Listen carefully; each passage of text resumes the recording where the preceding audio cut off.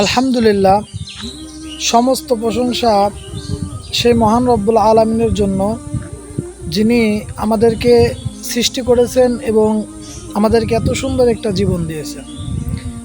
তো দেখেন, এই জীবনে আমরা অনেক আফসোস আক্ষেপ নিয়ে থাকি, কিন্তু আল্লাহ পাক রব্বুল আলামিন বলেছেন যে কোনো আফসোস তুমি করো না।